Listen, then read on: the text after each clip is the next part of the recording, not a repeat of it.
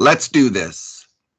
The Cult of Hockey podcast by the faithful and for the faithful. I'm David Staples of the Edmonton Journal, and I'm here tonight with Bruce McCurdy. Hey, Bruce. Hey, David. How are you this fine Super Bowl afternoon? It is the afternoon, yeah. Just used to saying tonight. Yeah. I'm good. Bruce, I have to admit, until 2 days ago, I didn't even know who was in the Super Bowl. I could, in the 80s, I could probably mention every player on every NFL team, but I've completely dropped off. And I know that's against the grain. Like, the NFL is huge in Canada. People are huge fans. And we're so focused on the Oilers. It's such an obsession because we write about it as part of our, the work that we do. So it just takes all my energy for sports. I hardly follow anything else. So you're watching the game, though, I understand. Yeah. I've actually seen every Super Bowl. Cool. Really? Right from number one. Max Joe McGee. Namath. Yep, Joe Namath for sure. Yep, 16-7 for the Jets. Garo game over there. Garo Yepremian. Remember him? Sure do. His famous play where he muffed a field goal and tried to pass it, and it turned into a touchdown. That's right.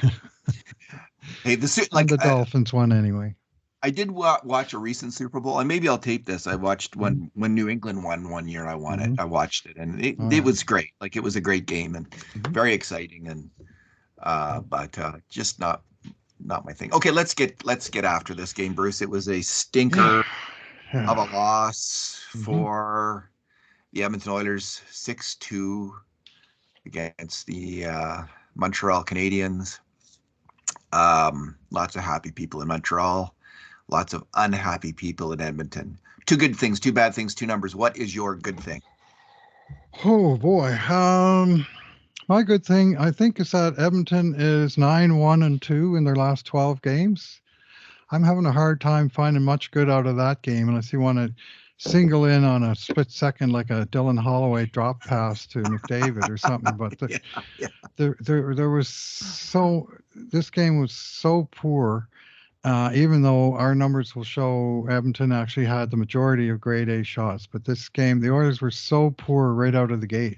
0-8 in shots and down on the scoreboard by the, I guess it took 8 minutes and the 8th shot, and then they never caught up. They came close for a bit. They raised it for a bit, but the good thing is that, this is at the tail end of a long run. They managed to keep it going into the double digits before finally everything came apart in one game. So I guess that's a good thing. They made enough mistakes today to lose 2 or 3 games, and they only lost 1. There's my old standby for crappy games. Yeah, that has been a good run. Of course, they did play a lot of weaker teams, so they needed to make hay while the sun shined, and they did do so. So that is a good thing, Bruce. I agree. This game, my good thing is Vincent Desharnais' fight against Arbor Jurkaj, I think his name is. Jakai. Like, he's like a Bond villain, eh? Jakai. Yeah. He's like the Bond henchman, Jakai. They call him Wi-Fi because his name just looks like a scramble of random letters. Looks like one of our video codes for our podcast. The sort of randomness. Yeah, it's a great nickname. I got to say, that is a great nickname. It's like the Bond villain just pushes one button on the phone and he just call Jakai. That's it. All right. Well, Vincent Desharnais picked up the phone at the other end, and he answered that call, Bruce. Jakai was, Montreal was getting aggressive, and Desharnais came in and fought him. It was a good, hard fight. I think Jakai, unfortunately, might have got injured, as often happens in these fights. The only problem with the fight is it happens way too late in the game. Like, if you're going to try to get the physical stuff going and a big hit, or like, did the Oilers ever need that, Bruce, a few minutes into the game? It was so bad. I won't get into it because I know that's your own bad thing. But anyway, he needed to do it earlier, but it was good because it did, I think, fire up the team momentarily. And there was a moment in this game when it was 3-2, and McDavid charges into the zone, fires a hard pass at net, and Hyman almost puts it in. Zach Hyman had a good game, one of the few Oilers to do so. But he he got thwarted by Jake Allen, who was fantastic in this game, who made a lot of good saves. The grade A shots were 17-12 for Edmonton, largely due to score effects, but power plays and power plays. But that's fair enough, Bruce. But after that great chance by Hyman, Bouchard, I think it's the same shift coming down the ice the other direction. They give a really super marginal soft call against Evan Bouchard for interference, and Montreal scores in the power play. So anyway, Desharnais did his best to fire up his team, and it did fire up the team. They scored the next 2 goals, but that was not enough in this game. And it probably wasn't, like, even if they had tied it, you know. You mentioned that the Oilers had played, this is like their 4th game in 5.5 5.5 days. Yeah. So that's pretty tough. That's Yeah. pretty tough for any team. What's your bad thing? It's all of that. Yeah, so many choices for bad thing today, David. Just about all of the Montreal goals had some culprit or other. Yeah. The only thing that sparked me to make a single comment on Twitter today was Evan Bouchard's absolutely lame effort on the shorthanded goal that ended all doubt with about 10 minutes to go in the 3rd period. But there was lame efforts on so many. I think you're probably going to talk about the 2-minute shift. I think just the start of really each period, but especially the first, like each period, Edmonton came out and it was like they needed a flashlight to find the puck, let alone win a puck battle. Like they were just, Montreal had the jump on them, and Montreal was playing back to back too, but they didn't quite have the schedule Edmonton did leading into the weekend, and it was but just that opening, and Skinner made a couple of saves in the early going, but really this was a game where Montreal's goalie had a super good game and Edmonton's goalie did not. And I mean, 6-2 probably isn't, well, in some ways there was enough wretched play by Edmonton, but they got no saves in this game, so that's kind of part of the bad thing. And it was shudder, just penalty kill wasn't good. The power play wasn't good. There's lots to choose from. I mean, the Oilers had 6 power plays to 3, and Montreal's special teams are pretty wretched, and yet Montreal scored 3 special teams goals, and Edmonton got 1. Yeah. So it was just not, you can pick out whatever aspect of the game that you care to. And Edmonton had spurts, but they had no sustain. And although the Kane goal was essentially a power play goal, like, because it sort of, the right at the end of in the play. So yeah, like, I mean, it's still like it's based on the power play situation. Yeah, Bruce, the start of the game especially. The start of the first and second periods, there's just these horrendous nightmares that both end with the 2 worst goals of the game, I thought. I mean, that first goal against, they just were losing battles, wandering around in the red light zone, not covering anyone, not blocking a passing lane or a shooting lane, and is just wretched play all around.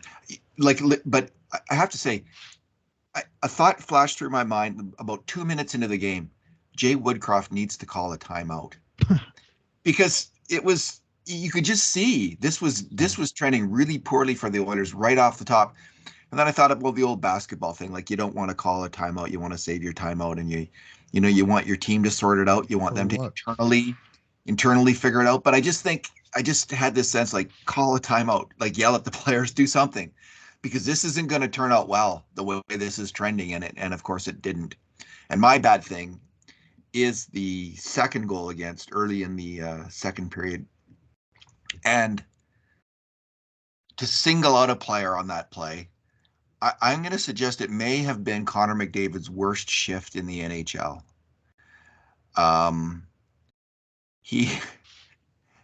The sequence of pain starts off with him with one of the laziest turnovers that you're going to ever see from Connor McDavid. Like, he guards the puck like his life depends on it.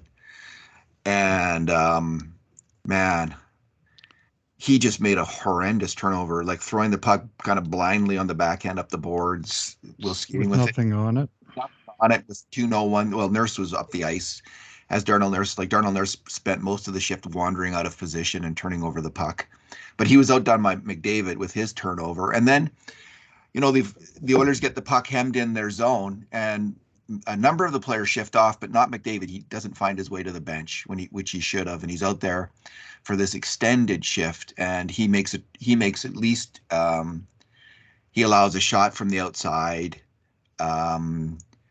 He's just wandering around doing nothing, and he's in the red light zone almost the entire shift. And same with Nurse, same with Evander Kane. And finally, there's a goal against, and opinions are going to differ on this. Derek Ryan doesn't cover the shooter. He abandons Dadonov on the shot.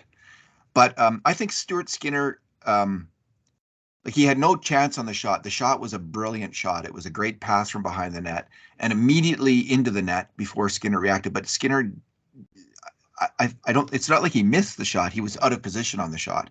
And he was out of the position on the shot because he got fooled by the move of the Montreal player. So to me, that's his mistake. An attacker fools him in the offensive end, and he's not in the right place to make the save because of it. So he takes himself out of the play due to a mental error, due to an attacker tricking him. Now, it's a great play by the attacker, and it's a very difficult play for the goalie. And I know some people who think like NHL teams should practice that kind of play more often. Kind of the play against the grade from behind the net. It's not executed enough in the NHL, and I bet you in the future we'll see. And we're starting to see more goals like this. But I do think Skinner made a mental error. So I also tagged him on that play, but it was really not his fault. As much as it was Connor McDavid, Darnell Nurse, Evander Kane, and Derek Ryan. So, well, McDavid and Kane were both on the ice for 2 minutes and 13 seconds on that shift, and Nurse for 2 minutes 1 second. And they had several chances to clear the zone. Man, Kane, I think he had 2 chances along the left wing boards in a row near the end of the shift. And I don't know what it is. Some games it's like you get the puck to the winger 3 feet from the blue line, and it's like impossible to move the puck 4 feet and get it over the line. And, that's too much sort of standing still while the other defenseman is charging and being more aggressive. And Edmonton did not have very much defensive aggression in this game at all, nowhere near enough. And that showed on that long, painful sequence. I mean, sequence of pain is fine, but when they have the puck cycling in your zone for probably a solid minute before they scored. And this was after the original turnover that you mentioned on the soft pass that sort of stressed the Edmonton players. And then, second period, that bench is a long way away. You got to make good, crisp plays with the puck, and just nobody could. And yeah, that was a really dreadful sequence. Bruce, what is your number? Yeah, I'm going to go with 3 and 68. And that is, the Oilers played 3 games within a 68-hour span. This is about as tough as the NHL can make it. They play Thursday night, Saturday morning, Sunday morning, basically, from Edmonton time.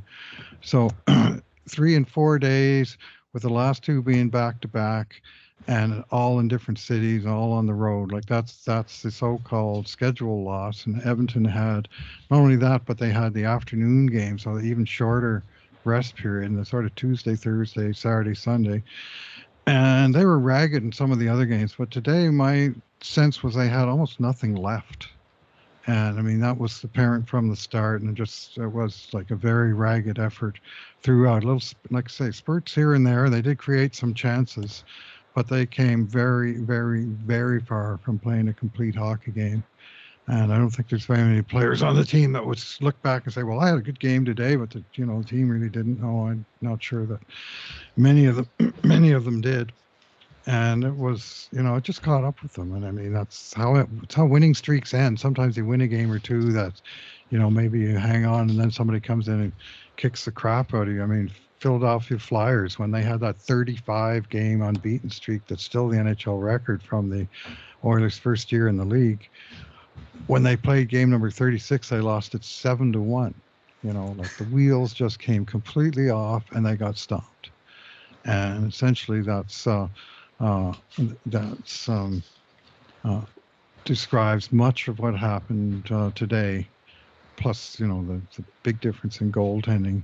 Not sure this is a game that could have been stolen by good goaltending, but if Allen had been average and Skinner had been average, Edmonton would have had a real fighting chance, despite the ragged play. But that was the sealer. But anyway, it was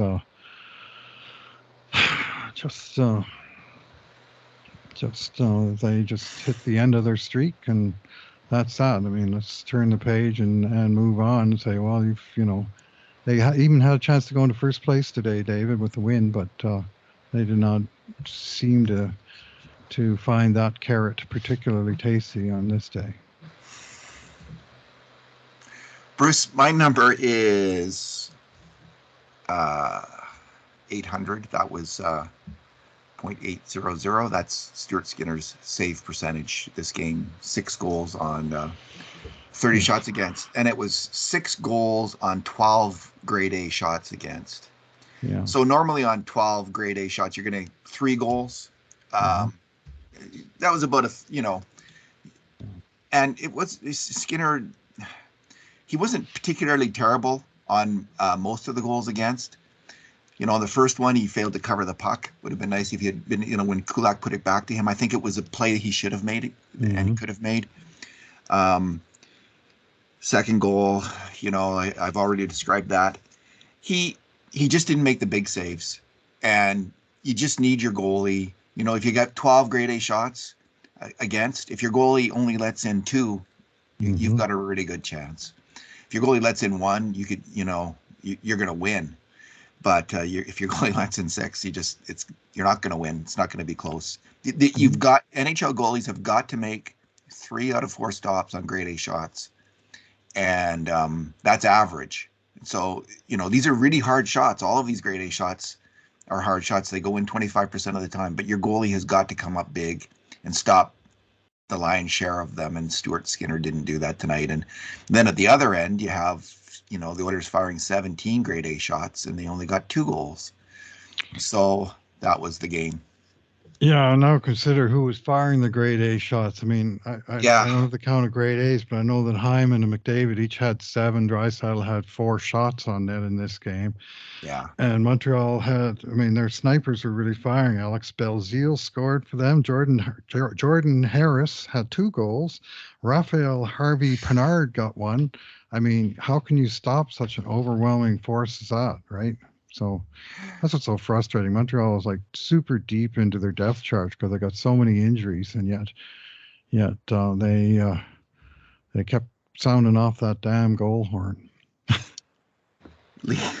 Leon had a funny game because on the attack he was pretty brilliant. I mean, he made major contributions to 11 grade A shots, and some of his shots, like he lashed 2 executioner shots on the same power play, couldn't score on either of them. They were both fantastic shots, and he had it going on.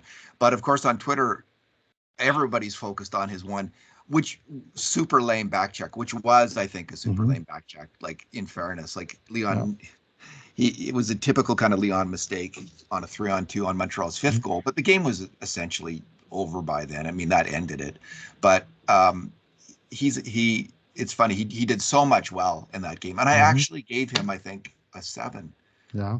Because I try to go on, Bruce. I don't try to go on impressions. Like, I know the impression that kind of back check makes on people, and it's very frustrating to watch. But the process of his game, he only made 1 other mistake on a grade A shot against. He made 11 major contributions to grade A shots for. He had a good game. He might have scored 3 goals. He got 1. He got 1, right? And he could have scored a couple more, or he could have had 3 points at least. Not to be, because it wasn't the Oilers' night, because Jake Allen was fantastic. Yeah, he also went 15-3 for 83% on the faceoff dot on the day. The Oilers as a team went 37 wins, 14 losses. So they were winning those puck battles, absolutely dominating the faceoffs. So 37-14, 73%, like that. You never see that. So they did that, but then once they won the faceoff, they would proceed to lose the next puck battle too often. Anyway, that was a strange game for Leon for sure. But I'm sure lots of people are happy to jump on the guy. Whatever, he's Frank Mahovlich. Even when he's doing good stuff, he looks lazy. He's got bad body language. He is Frank Mahovlich, like he really is, right? So, in more ways than one, I mean, Frank Mahovlich was such a great hockey player too. Mm-hmm. Yes, he was my first favorite player with Big M. Really? Yeah. He also reminds fan. It's kind of a secret now, but till the merger. For WHA years, I just had two teams, and then once the merger came, choosing between my home team that I had season tickets to or Harold Ballard's team was a pretty easy decision. Let's put it that way. So there's a whole raft of big, highly skilled, somewhat slower centers that Leon reminds me of. Like, and of course, because the 70s are, my formative period in life. Like, I can name a lot of them, like Phil Esposito, Vaslav Nedomansky, Alexander Yakushev. Like, he's got a little bit of all of those utterly fantastic hockey players in him, and including some of the defensive warts that you will see now and again with players like that. Bruce, let's talk about, before we sign off, let's talk about the Erik Karlsson rumor, which has been widely reported. I think it was Chris Stevenson who's recirculated this. I mean, it was talked about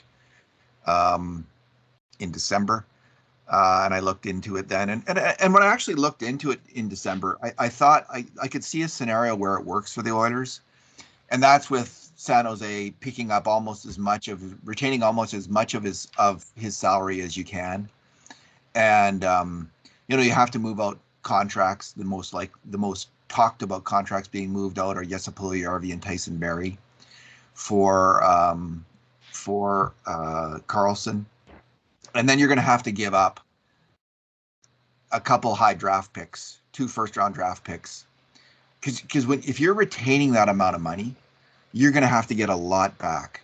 So people have to keep that in mind. If you're asking for that kind of retention, it's going to be at least 3 excellent pieces. So 3 first-round draft picks, and maybe a good prospect on top of that, but 3 or 2 first-round draft picks and Dylan Holloway. And a past first-round pick, yeah. Yeah, like it will, because of the retention, it changes everything. Yeah. Like, remember when they traded Patrick Marleau, the Leafs, to Carolina? It was a first-round draft pick for a guy who was earning, I think, $6 million a year, and the Oilers are going to be asking San Jose to retain close to $6 million a year for 4 more years, 3 more years, whatever he's got left. I'm just going to check. Just give me it. Like, I was long term, yeah. So this is not cheap. This is extremely expensive to do that. Plus, but now, what does San Jose get out of it? Karlsson is completely out of sync with the rest of the team. This is a team that's going nowhere fast, which has a terrible prospect pool. The last time I checked, they've just done really poorly in their draft. They need the picks. They need to rebuild. They need to move this player. They don't need the cap space. So they've got to, although cap space is always valuable because they can trade in future years for other things. So they need to maximize what they're going to get if they're going to give up that cap space. It just may be that buying that kind of cap space for the Oilers is too costly in the end for this kind of trade. Obviously, as a trade, though, I think, listen, Erik Karlsson is returned to the form that made him one of the top 5 D-men in the NHL. He's back to being that player. He's a fantastic hockey player. He's had injury-riddled career for the last 3 or 4 years, but he is a fantastic hockey player. And yeah, it is 4 more years after this one. Wow. So, it's extremely costly. It's a huge commitment to an older player who's been injured a lot. I'm actually okay with that. I'm actually okay with giving up the first picks too. Like, if it's 3 first picks, I'd be okay with that to get Karlsson. I do worry about, I know Tyson Barrie is a really key member of this team, and fits in well. He's a leader on the power play. I worry about if you move him out. What that means, it could be, there's talk of it could be Bouchard though instead of Barry, but I don't know how you make the money work then. Yeah, that's the problem. I mean, you got Bouchard on a ELC, and you got Barry making 4.5, and you got Karlsson making 11.5. To pay all these $10 million contracts they're talking about on Edmonton, you have to have, and Holland has been bearing down on this fact throughout this all this media stuff he's been doing lately. He said, we want to go for it this year, but we want to go for it next year and the year after, and we're always going to need young, cheap players somewhere on the team. This year they've got Evan Bouchard, they got Philip Broberg, they got Dylan Holloway, they got Ryan McLeod that are providing youth and speed and enthusiasm, and they're all well under $1 million, and that's if you trade all of those guys and all that class of guys from your system, well, who the heck are you going to have in those spots going forward? You can't just have a few big contracts and then nothing else, or you're the California Angels. It's a real tightrope. And could you also move Puljujarvi, or excuse me, Fogel? You could trade. Obviously, Puljujarvi's a piece. I guess Yamamoto could be a piece, and Fogel could be. There's other ways of doing it. Kulak could be a piece. There's different ways of adjusting for this that could make it work if you're not going to move Barry, but then you'd also move Bouchard, and that would be a key piece. Obviously, Bouchard would be the main piece then. You're moving. I think if they had Erik Karlsson, Tyson Barrie becomes redundant on the team. Everything that Barrie does, Karlsson does better. Yeah, I agree. And, Barry's a good player, but if you got Erik Karlsson, is he going to be on your second power play? Probably not. And what good is Tyson Barrie if he's not on your top power play? Well, that's right. That's all his value. His primary value to the team right now. And he's delivering. They got a historically good power play on the go, but I have to think that power play is going to get better if they put the great Erik Karlsson on the unit. And I understand that Karlsson and McDavid and Draisaitl spent a fair bit of time hanging out together in the Pacific Division All-Star team and room, and they even got some ice time together. That's one of the reasons I watched that period of the All-Star game, was to see how those three got along. And they they had the puck on the string a couple of times, and Karlsson is such a dynamic player. And, he leads the league, not just defenseman. He leads the league in even strength points by 5. He's got 52, and nobody else has more than 47. All the forwards, Hughes, Peterson, Kachuk, David's got 46, Kucherov 46, but there's this gap, and it's a defenseman on one of the worst teams in the league who's doing this damage at even strength. So there's lots to... it's very, very mouth-wateringly tempting to go after the guy, but boy, what a gamble.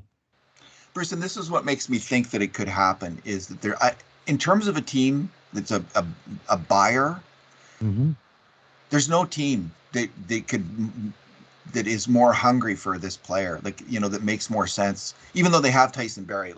There's no team that would place a higher value on getting this player right now than the Edmonton Oilers. I don't think. He's just perfect in a lot of ways for Edmonton. Maybe there's Toronto, maybe there's a couple others, but Edmonton's near the top of the list. But here's the one wild card. Karlsson, I'm just assuming he has a no trade clause. Or no movement clause. Yes, full no trade. Okay. So here's how he ends up in Edmonton. He says, I'm not going anywhere else. And it's a possibility.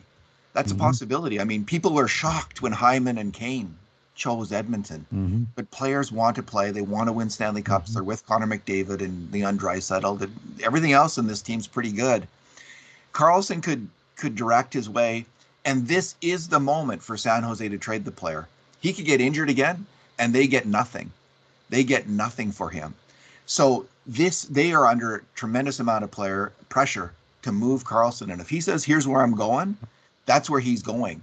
And so then the price starts coming down because of that, and and the teams meet in the middle and they can work out something that's going to work for the Oilers, make it work for Edmonton. I think there's a chance this happens, and I think there's more chance. I think there's real credibility to this rumor because it makes such sense for both teams, and there are ways to make it work for both teams that are within the bounds of reality. So I like this. I'm going to give this a 33% chance of happening, maybe 30. Yeah, based on my knowledge, because I don't know if Karlsson's putting the screws to San Jose by saying well, I want Edmonton. Can you move me there? And that's it. Because he could do that, right? Yeah, well, I heard that, I mean, one of the many things that I've heard on the grapevine is that Karlsson would prefer any team but Edmonton because the whole San Jose team hates Evander Kane and doesn't want anything to do with him. But who said that? Yeah, well, it's out there. There's so much crap out there. I just think that's. I would understand why Art Karlsson would never again want to play with Mike Hoffman. Now that I do get, but yeah. Anyway, surely some of that time spent with the boys at the All-Star game last weekend, they were probably talking about the new look that I can see, Evander Kane, that Edmonton's got. Everything I see, and I'm obviously not in the room, is a very good teammate. A guy that has his teammates' backs and a guy who has their fronts. You know, yesterday when Jesse Puljujarvi finally scored his first goal and got off the schneid, it's a huge hug and beam that he got from Evander Kane on the bench. And I'm thinking that's the exact kind of feedback this guy needs right now. I love it. Yeah. And, you know, and so, I mean, he's got such a troubled and sordid history that some people can't get past it. But all I can say is from the time he's been in Edmonton, I've seen nothing to have me say. I mean, he can be a bit of a jerk on the ice from time to time, but I mean that's hockey, right? I mean, that's not necessarily a bad thing from your team's perspective. You know, all teams have got a little bit of that, I think, and he's changed the equation in Edmonton. But so anyway, I'm thinking they would have talked to Karlsson about that as well, and I'm thinking they'd say he's been pretty model citizen in the time he's been here, and you know, even despite the fact that he left, I think 3 prior teams under less than ideal circumstances, but so far so good here. Here's the thing about 3 first-round draft picks: it's always a risk because you don't know. It would be good if the last of the draft picks, the furthest out one, was cap protected for 1 or a year, like so they could push it back. But what we're looking at probably is later round first round draft picks, which are, I think, in the minds of, like, everyone thinks it's a first round draft pick. Hey, they're not all created equally. Some of them are worth 10 times more than others, first round draft picks. So when you say a first round draft pick, it's not, you know, drafting 27th or 25th is not the same as drafting 10th or 11th, and that's not the same as drafting second or third. Yeah. So it's always different. And if the Oilers are drafted between 20 and 32, these draft picks aren't that valuable. They're not, you know, prize things you have to hold on to at all costs. So that's the other thing. Like, if that's why I'm leaning towards making this. If this trade's out there, like Kurt was saying, go for it. Yeah, I know he was. I agree with Kurt. Go for it. Yeah. I almost included Kane in my post. I used the example of the Chychrun in my post about Holland's options, and I had this cockamamie idea about Barry and Puljujarvi for Kane and for Karlsson with half retained, and then a whole bunch of other stuff going to San Jose. Even though he's got the highest cap hit of any defenseman out there, it's still possible to make things work if you work on the cap retention front. But the trouble is the cap retention itself costs you. And in this case, if you're going to ask a team to retain $4.5, $5 million on a guy for 4 more years, I mean, you're talking about real money, you know, $1 million here, $1 million there, before you know it adds up. And it's so that is that is something that would have to be paid for. At the same time, if you're on the San Jose side and you're thinking, well, we're overpaying this guy in terms of what he's going to do for us, we got to move this contract out. Would we rather pay for 40% of it or 100% of it? Because if you can't move it, you got the whole thing. So anyway, they've got a decision to make, and I don't think they're moving them at 20%. I just don't know that there's a team that can make that fit. Well, he So wouldn't go to that team because the there's team with that kind of cap space, Bruce, isn't in the playoffs this year. right. Like, which team in the playoffs has that kind of cap space that they can take on $9 million or whatever it is? Like, there's no one, unless Mhm. they're moving other things back that equal Right. $9 million, which is hard to imagine that's happening. Like, maybe I'm incorrect about this, but I haven't because I haven't studied the cap situation of each team. But to make the playoffs, you got to pay usually. And anyway, Yeah. I don't see it happening. And then Karlsson's got to agree. So I like it. The more I think about it, Bruce, the more I think it's a real possibility. And I think it's kind of it's a very interesting, cool thought. And see what happens. I like it better than the chicken rumor. Yeah. Yeah. Yeah. Well, I don't mind the chicken rumors. Karlsson's certainly the elite player out there, and at age 32, minus the injuries, I mean, a lot of like truly super elite players. What's he won 2 Norris trophies, and he's been in the hunt a few times. And other than Matt Cook stomping on his Achilles heel at one time, and uh, that was gross. He's had his issues. And at one point, I thought his career was hanging on a